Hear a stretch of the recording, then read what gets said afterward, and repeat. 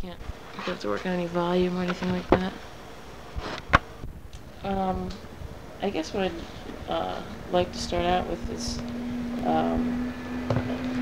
when you came to West Newton, what your living conditions were like. Have you lived here since you came to West Newton, or? Yeah, I was born here, so I don't have much to offer in the way of comparisons. Oh, well, that's certainly not going to be a problem. Have you worked or at particular jobs or? I was for about 20 years. I worked in various capacities for, on the child development level for the Newton Community Service Centers. So I worked as community aid in the Head Start program, as substitute teaching there, and then I directed the daycare unit, and I was with the infant here. And what years about was that like? Well, let's see. I started when my son was the name of the years. You mean? Like my youngest son is 27, and I started when he was 4, so that's about 23 years. So you've had pretty good exposure to that part of the system. Oh yeah. Were you one of many women? It sounds like that would be a profession or a job where you'd be mostly with other women, or? Well, with women and children, you know, from one extreme to the other. Yeah. What was this neighborhood when you say you were born here? So were you born in this house, or? No. Well, I lived where we call the old community, or the black community. There was a concentration of black families that lived up the Hicks Street, Prospect Street area near St. Bernard's Church, and all that property was taken by the toll road. There were 32 families displaced, and then people, you know, just dispersed, and they went in different directions. Some stayed in Newton, some went to Medford, Cambridge, Framingham. Was there any sort of organization set up to help you relocate, or? Right, yeah. We sort of put it together, ourselves, and then we tried to have some kind of working understanding with the city and the toll road. But the city itself, you know, made a lot of promises, but did nothing to carry them out. I'm not saying it really in criticism, because I think that it was a chance for us to prove ourselves, and our own abilities. And then with the help, the toll road was most cooperative, and then through then Judge Elwood McKinney, we got some backing, so that's how it happened. Yeah. Do you still keep in contact with people you knew then, or? Oh yeah. Like, see, our church, we have a church. I always like to call us a church community and a community church, because the church is still there in its original, site. And there are people, there's still black families that live in the area, but there's only like 2 streets now that are there. But I never gave up my membership or anything like that. I understand you're historian of the church. Are you still Are you still in that position, or what are your capacities? Like, what do you do for them? Well, right now what I've been doing is sort of going around digging up things of the past, historically, and tying them in, or they're already tied in with the history of black people, period, within the city. So not necessarily just with the community that the church is well, what used to be, I don't know what we can call a community, because we used to call the church community, meaning that the church was there physically, plus the people were around, clustered there physically. But now they have, the church is still there. It still serves a black population, but the people come from all over. So we don't, when I talk about the sense of community, it's more a positional kind of thing. Do you think, in that respect, then, that your church community has something special that I mean, let's see, what would be the difference? You certainly feel that you're very involved with your church, and the church apparently is very involved with your people, with the community. Do you think that's reflected in the rest of Newton, or do you think that's special? Or? Well, I think it's very special. In fact, I know it's special, and a lot of people don't understand. You know, they haven't been in a position or put themselves in a position to understand what's really happening. Because in the beginnings, the church was founded in 1874, and in the beginning, it was founded by people who were here, who came. Some of them, not all of them, came to Newton after slavery. You know, after the Emancipation Proclamation, and they bought property, bought land, and built homes in that area. It wasn't the most desirable, you know, in terms of land, you know, qualities. But they built homes around the church. Or I guess they built the church first, and then the homes around it afterwards, and they sort of began to move in, and what happened was there was a very close kinship. There were families. So that if a family, when children grew up, you didn't leave, you just sort of spread out within the existing area. So what finally happened was we had a big, you know, growth of people who were related and interrelated. And so that is, in spite of the fact that some people left the community physically, through their blood ties and their religious interests, they stayed here. And now the church, because of that pattern, the church membership is made up of people from all backgrounds. You know, like we have a doctor, you know, lady doctor, we have a lawyer, nurses, people in the health professions, teachers, you know, who are members of the church. But because it is family orientated, people don't, you know, a lot of times people seek certain plateaus or status, you know, positions socially, economically, and that determines on who you associate with, you know, and where you live, which is no different from any other, you know, group. But people have stayed, you know, in spite of that, for, you know, for the church, people have stayed.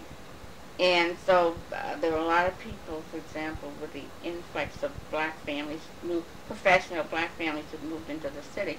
A lot of them, because of the area, and people tend to think when there's clusters of people, then that's less than desirable. So that they don't realize what a rich mixing of people that we, you know, do have in the church and in the community. And it doesn't care. They do their own thing, but they never, at no point do they just completely ostracize people who are socially, economically different from them. What kind of activities does the church sponsor that would, you know, bring people together? Or? Right now, at this point, we're sort of hanging in the balance. I know, like Saturday, and on my, because of my concerns, we're having I want to call it women's talk, where women, everybody in the church community come and sit down and have an afternoon of just plain talking, of learning to know each other, because what's happened also is that we don't know each other. We have a lot of new people in the community, in the church, you know, area, and so there was a time when we knew every person, what their family ties were, you know. But now you can sit in the church and you see 10, 12, you know, people around who don't know, don't hardly know their names.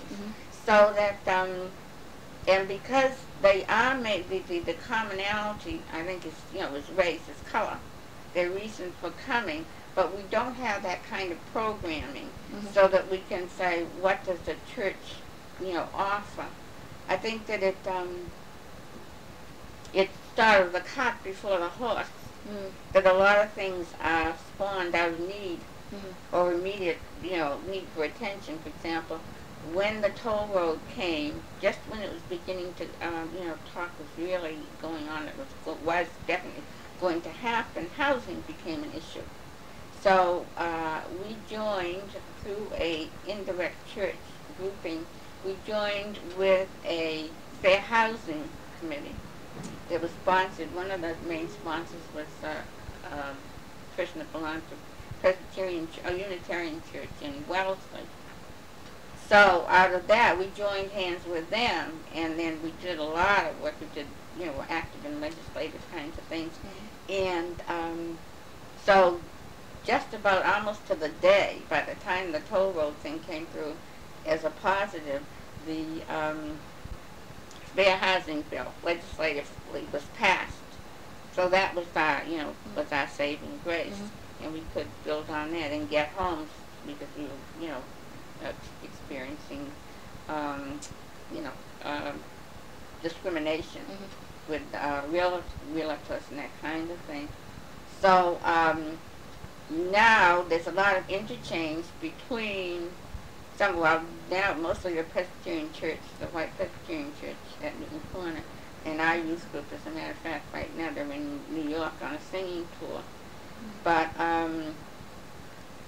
then some of the things that happen, church interrelated things, come from like Andover Newton, because Myrtle Baptist has always been a sort of a missionary church. It's been made up of a lot of transients. It's always had seminarians for ministers, and those have been supplied. So a lot of times it depends on who the minister is, what the activity is, directly in the church. But we are aware and made aware of things that are going on that that affect life as a Negro in Newton, and the church is still sort of the the buffer between whatever goes on and what needs to be done. That sounds like a nice common link. Well, since you're saying that there was a lot of movement and change. Did this neighborhood in particular do you see a lot of change since you've been here? Have you? Do most people who live here have been here for years, or? Yeah, some of them. Most of the people down on that end, there are about 3 or 4 families, the older families, who have been here, for years and years. And but to be truthful, there are a lot of people that I don't know, and like diagonally across the street, they may have been here. We've been here just about 20 years, and they may have been, but I don't, I'm not aware of their being here. I know one time we went to something that the church had at the Baptist church right there by the end of the toll road, the Lincoln Park Baptist Church, which is the mother church of Myrtle. And they were sitting around. It was just a social night, and people were telling their names and where they lived. So this woman said, "My name is such and such, and I live at 3-something." Sherry said, "Oh, you live right across the street from me." And she had lived there practically all her life, and I maybe like 15 years, but I didn't know. But now I think that I look back on it, I have neighbors that I do know, but I do not see. And I think it has something to do with the kind of lives we live and the fact that people don't walk anymore. You come out of your house, you get in your car, and you take off. And you might see somebody to wave, but if you don't, don't go to church or something. So you definitely feel you have more of a community in your church than you do in your neighborhood. Exactly. Although the people directly across the street are really lovely, lovely people, these two. And they're both Italian families, but they're very, very fine people. And so we have a really good relationship with them, but outside of those two, as far as non-white families are concerned, we don't have much. You said that you had your kids lived here also. How long were you married? Did you marry and move here, or were you living here when you got married, or? Oh, no. Wish me happy anniversary. Today's my 42nd Oh, really? anniversary. Well, congratulations. So, but my husband was born in Newton also. And, I feel like Professor Corey now. What was the question? Well, when you were married, were you married and moved to this house, or? Oh, no. We lived in the old, we only lived here about 20 years. And we were married 42. Mm-hmm. So we lived in the old community, the Hicks Street area, when we were married. And then when we owned a house there. And then when the toll road came, we had to relocate. Then we relocated here. Do you like this as well, or do you think? I like it. I like it for a lot of things, but what happened was in the old community there was such a closeness. There was a family tie. We had the extended families, and here, that's not the case. And it can get. And when you're young, and you're going places and you're doing things, it's good. It's one way, but we don't have that association. But part of it is because even with our own age group, as far as church is concerned, there's nobody around on that same age level that you can associate with. So a lot of what activities we have 10 grandchildren. So do they live in anywhere in the area, or? No, I have one daughter that lives in Newtonville. Son lives in Somerville, one in Dorchester, and a daughter in Dorchester, and one in Ashland. So as far as the Newtons are concerned, I just have one child. He's married. But that seems like 2 children. Still a pretty nuclear family, keeping together a lot more than a lot of families do now. Oh yeah. If you don't see them, you hear from them. They, traditional holidays we get together. Let me see. Have you? This is absolutely gorgeous house. Do you consider? Have you ever considered, like, moving since your kids have gone, or do you think you'll stay here? I'd like to stay here because I like it's so handy. It's handy when we first moved here, even there was a supermarket, the British National was right at the corner, but we're right on the bus line and all. But it's more, there's just my husband and myself here, and it's really more than we can take care of adequately. It might, fast glance, it might look good, but then when you start looking, you see a lot that needs to be done.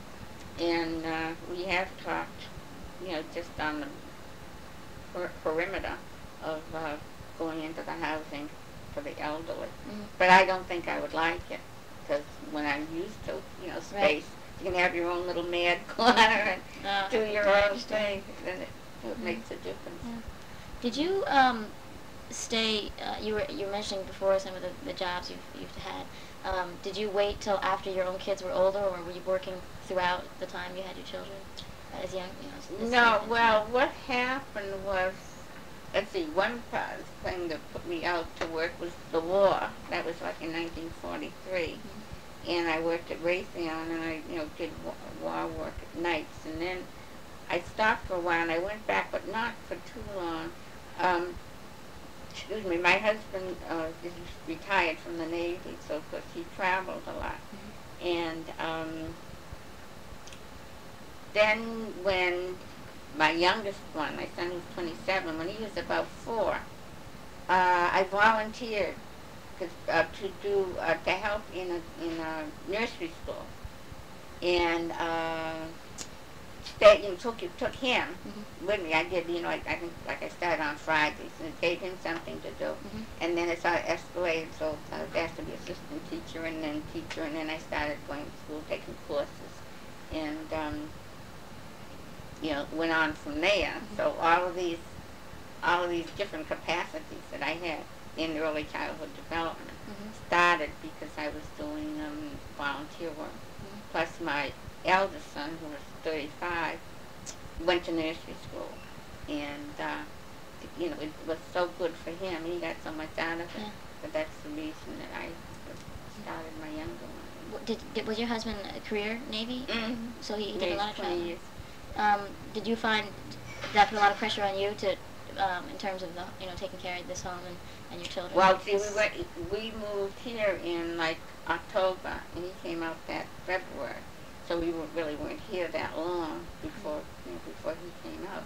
But my mother died when in the old community where we lived. My parents lived next door, so it was just like a continuum, two houses, and so she helped me a lot that way. Okay. You sound like you've got so many things that you've been working on for so long.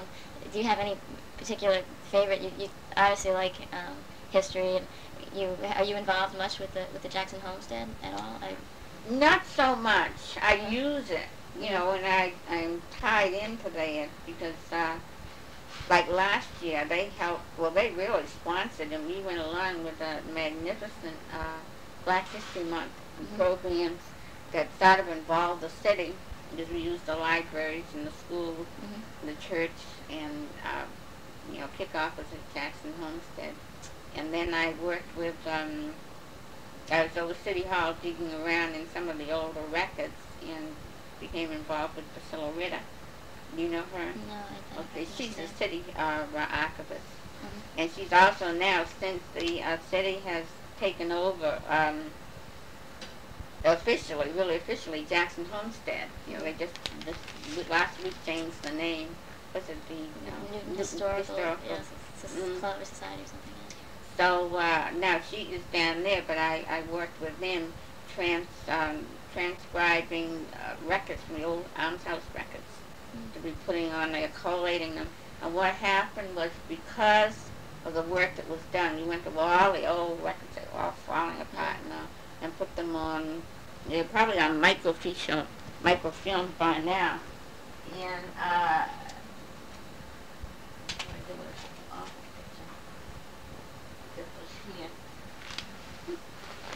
well, anyway, somewhere I have a picture that we took with the mayor. The mayor went to out west to a conference and was telling the people there what Newton was doing in terms of his records and all the organization they were doing with them. And it was published in the bulletin, in the police bulletin, that they just put around. So other towns started copying it. I never stay.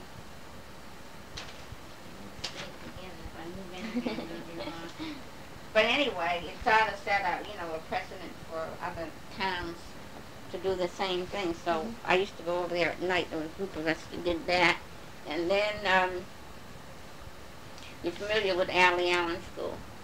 No, no. Oh, I can get into that. A whole other special interest? Hmm? Is it a whole other special interest? Yeah, it's a big, you see this yellow building right here? Outside, yeah.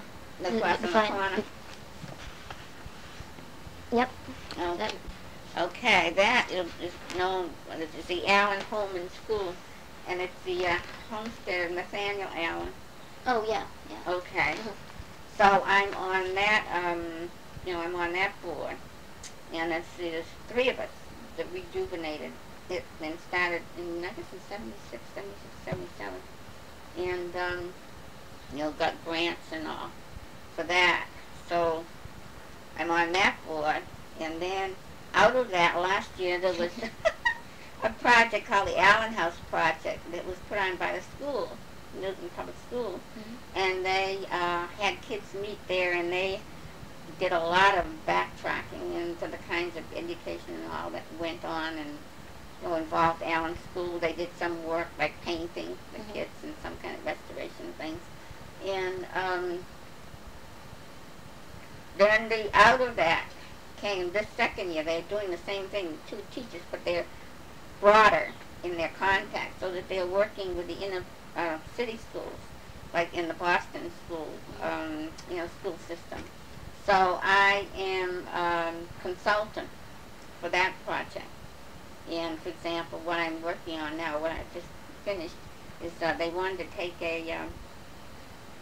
put some work together so the kids could know chronologically what happened in the evolution of the school department in reference to a particular person.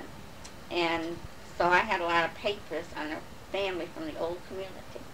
So I put them together, and this is what the kids will study. So that's, I guess that's what I am, involved Yeah, have in. you, just listening to you, you've done a lot of work in research and in writing and collating, things like that. Do you have any formal training like in that? Did you study to do that, or did you just find an interest and pursue it? Well, it's sort of cart before the horse, because I was interested in it, and it kind of, grew. And then I was fishing around. I haven't felt too well lately. I'm diabetic, and I've been having a lot of problems getting my diet and all set. So I took a leave of absence from my school job and from the infant care center, and just sort of piddled around in other things. So that and looking for something to do to keep me busy. And I started looking. When I turned 64, I'll be 65 in September, and trying to find something, to keep me busy. Well, anyway, I signed up for a course in how to write your own life story. So what happened was, it's really a trip. And it's one of the schools, and this retired teacher, retired nun and teacher, Sister Margaret Cox, who was directing the project. And now that's going great guns. As a matter of fact, the RSVP program is trying to get something together so they can, hold on to what's happening, and also share in some of the experiences of the people in the class, because they come from all walks of life and have all kinds of experiences, and some of them belong to the oral history program and go into the schools and talk to the kids and answer questions and all, and on a one-to-one kind of thing. And so in writing, we have I think the one that comes with the course, there are about 43 subjects that you can write about. So what is really happening is, okay, my theme for me is there's nothing new under the sun. That which is shall be, and that which shall be is already of old time. And when man shall say this is new or that is new, but it has already happened. And so what's happening is, in writing things down, you see the fulfillment, and the cyclical changes. And so it's happening. You sit around, the way the class is done, we have a subject. We write about it during the week. We meet from 1 to 3 on Fridays. And you come to class and you read what you've written during the week. And then from listening to somebody else's reading, somebody else's experiences, you sort of, things come to your mind. And we have one book, it's called The Memory Bank, that when things come to your mind, you say, oh, I forgot, you write it down and then pull it out when the time comes. So that, and I don't think there's much of anything that I have experienced in terms of living or activities that have not shown up at some time or other in this, writing class. So that it's, it's just a treasure. Interesting. Yeah. So do you expect to the course on how to write your own life story? Are you going to get to write that, or? Well, it's just about, we write the chapter, so a lot of it is, is already written. I have written it. It'll probably come down to a point, I know, knowing me, that I won't finish it when the end of the class comes, but I have a lot of, material that I feel is, really valuable to the whole project. Whose is that? It's mine. Do you intend to, the people that go to those kind of classes, do you ever see them outside of class? Is that a social or just a... Well, there were several times, like at Christmas time, Sister Margaret had us to her. She lives in a house with a group of retired nuns. Beautiful place. Are you there?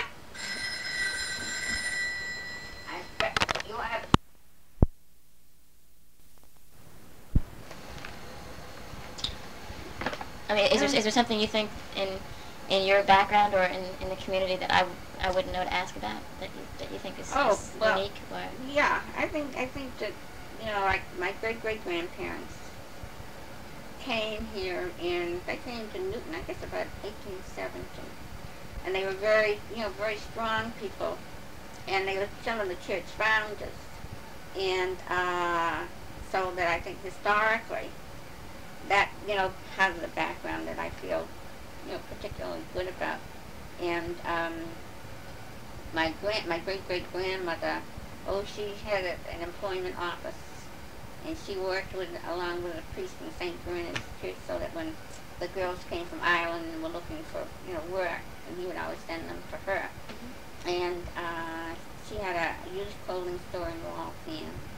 She had 14 children, 7 girls and 7 boys. 14 in my family, 7 boys, 7 Oh, girls. really? Bless your heart. Where are you from? New Jersey. Oh, what part? In Summit.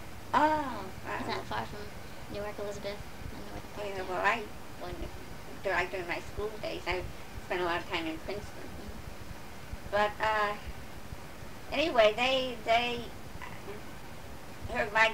my great grandfather was Thomas Johnson, but I'm told that he was very mean, and he had all his boys. He had really good business. He had owned 3 or 4 houses, and he had a business cleaning cesspools, and with the boys, he had all his help. But what happened was that they just seemed to leave.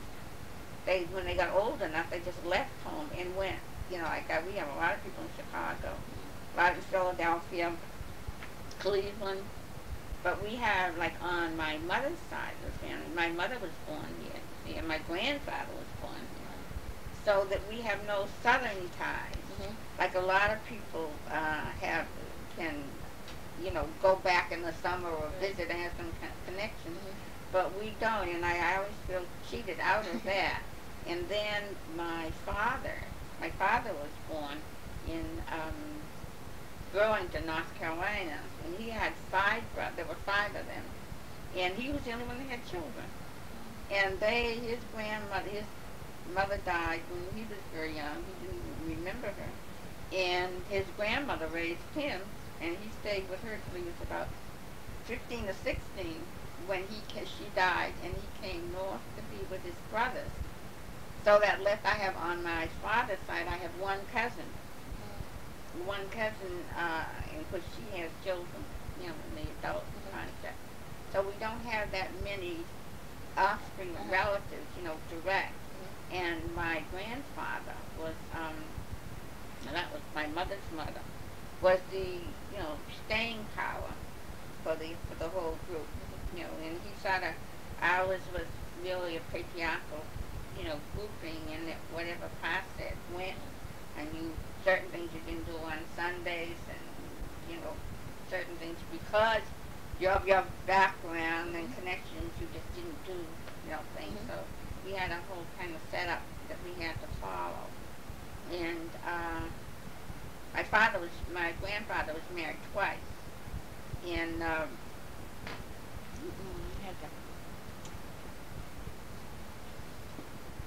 so my mother's sister is in her 80s now, and I only have some pieces. I had everything spread all over the dining room table, and I put them apart for Easter. Did you have a big gathering for Easter here? Oh yeah. If anybody just stops by, that's big.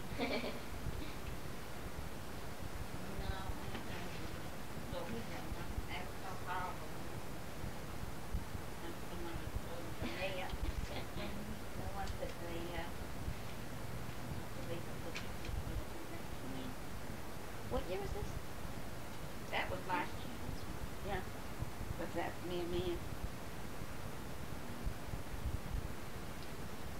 But I think that's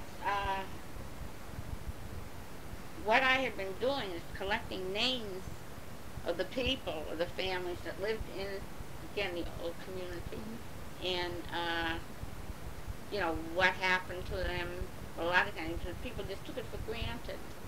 there's a lot of people who have been through here, you know, in the last, when I'm talking about 100 years. As far as I'm concerned, 1850 is contemporary history. But what else happened was in our church, we were cleaning out the attic. And because I was saying the church was made up of a lot of transients, and people who came, lots came with families, and then if they moved or left, they would store their things in the church. And then we were digging out one time and came across a Bible, and the Bible belonged to a Bronson Alcott family. They knew Bronson Alcott was Louise May Alcott's father. And so what we're going to do, I showed it to somebody who was here doing some research on them and the Henry Ware family from the University of California. This was last summer. And so I was telling her about the book that we had found and the genealogy. It was presented to this person by their father in 1811. And it was the whole genealogy of the Bronson Alcott family right down the 1600s, you know, saying who came over the Mayflower, handwritten. And so, because again, what is that saying about Myrtle? It's saying that someone connected with Myrtle was also connected with the Alcott. And so then I started reading. See, this is the way I do. Then I started reading about the Alcotts and whatever I could find.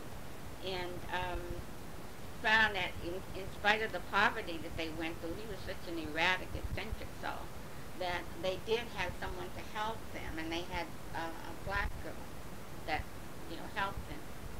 Okay, now from my reckoning, that would have to be who that person was at Myrtle, say, that had the book. But you haven't found who she is yet? Exactly. No, I haven't been able to find out who she is, and what I have to do is again go back to the census, you know, to the archives. You know, we have a national archive over here in Walmart. Yeah. And I had done a lot of research there, but I also, you know, I need to go back and find out. You sound like you do a lot of other genealogical research besides her. Yeah. That's what I understand. That's good for I am to get over there soon. Sometime. But the genealogical research is what really interests me. Yeah, and then we have, because of the things that came from the Allen House and went to the National Historical Society in Boston, we have, you know, privileges going in there and, you know, doing research. And I know I was reading a lot. I read a lot, started reading a lot of biographies. I love biographies. And so when we went into the National Historical Society, they were showing us where they have the temperature-controlled rooms where they keep all their documents in them. And I just finished reading Jefferson Davis and, you know, his life and all. And I happened to look right at my elbow. It was this manuscript with farmhouse records of Jefferson Davis. I wanted to slide right down the floor, pull the book out and stay there forever. And I don't know, you know the story of Sally Hemings, which is another roundabout way. Sally Hemings was Jefferson Davis's mistress, and she had children by him. She was a slave, and I think, like with me, going back to my southern, you know, school years, see all those names were very common, and we saw, you know, families. It was really, really interesting, and so that was a, you know, that was a part of it. The names. This book. I just happened to go down to the down this library. This is Nigger in the Window, but it's the story of a black woman who, in her struggle, trying to get recognition, trying to get up so she could be accepted and get a you know, civil service job. But when I opened and looked at it, she went to Virginia State. And so then here I again, you know, I'm confronted with all these names again and going, you know, around. So, what do you think you got a new perspective then from going down to Virginia for those 2 years and seeing? Oh, yeah. Well, to see what happened when we, in a lot of ways, say you can get times when you feel isolated because people will come like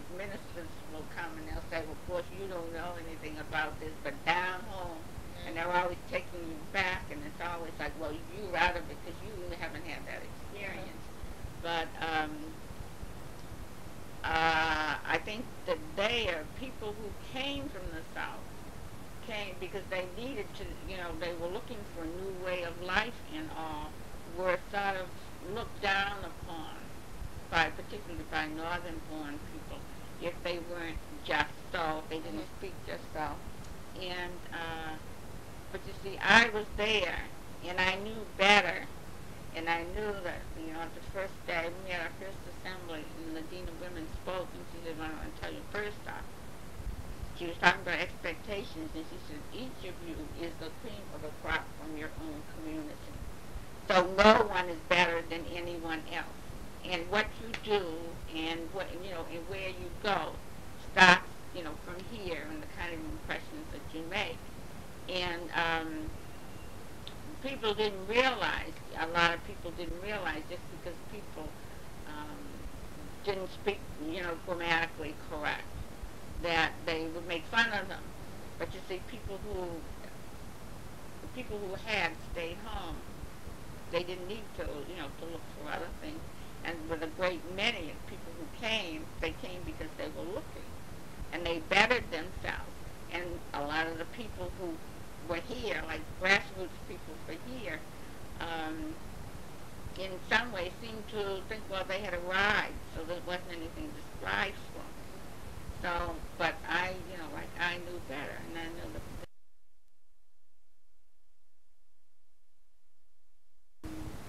Virginia, North Carolina, a lot of people from New York, Philadelphia, and a lot of them were, they had a whole system. Then it was different. They used to call it Virginia a normal school, and where they had like a high school program, so that you might say, some people might say they went to Virginia State, but they may have been in the high school boarding program, and so they were children of professional people, people of means who could afford to send them to a boarding school like that. So that experience was just invaluable. And I loved every minute of it. Have you gone back to see it again? I went back to the graduating class. And then my best girlfriend, that has been my girlfriend since those school days, is the one that lives in Princeton. So her children, for example, her youngest daughter was graduated from Wellesley College last year, and she's at Johns Hopkins now. And then her son came here. He was a bank manager or something. He went to Lowell, Tech, and was manager of the ticket sales for the Red Sox.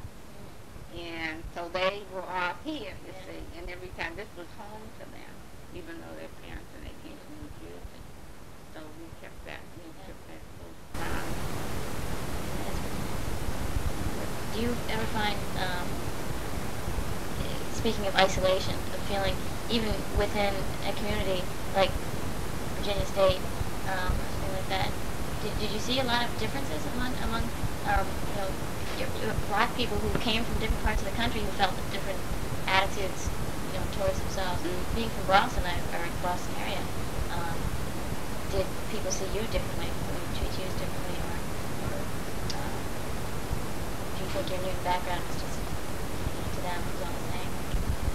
Well, I think it was like a lot of places, they had their own system.